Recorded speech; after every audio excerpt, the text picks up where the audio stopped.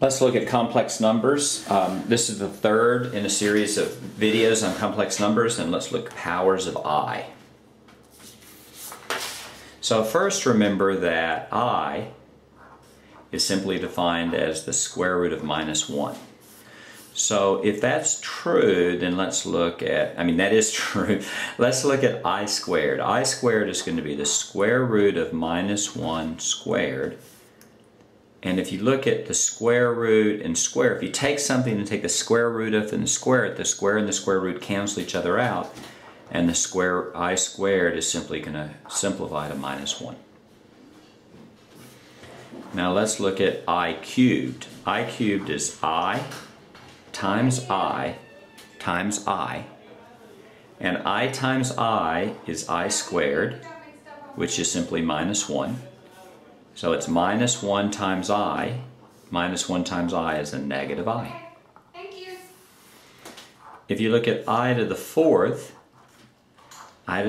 is I times I times I times I.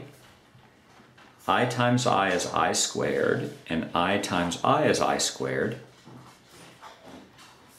But what is I squared? We just found out that I squared is simply -1, so that's -1 times a -1, and a -1 times a -1 is going to be a +1. So actually these first few you should just memorize. They're easy enough to work out, but we're going to use them so often. I, of course, is I.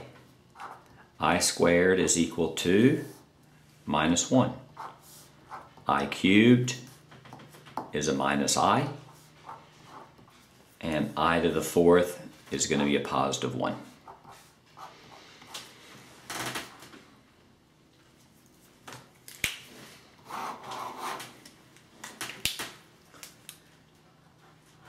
You can also simplify powers larger than this. Let's do that really quickly. Let's say you had I to the 26th. Well, it turns out that I to the 26th is simply I to the 4th raised to the 6th power times I squared. Is that right? Let's see. I to the 26th is I to the 24th times I squared, right? Remember, when you have powers, you add them. And I to the 24th you can write as I to the 4th times I to the 6th, so that's right. I to the 4th raised to the 6th power. Now what's I to the 4th? Well, I to the 4th is just 1, so you have 1 to the 6th times I squared.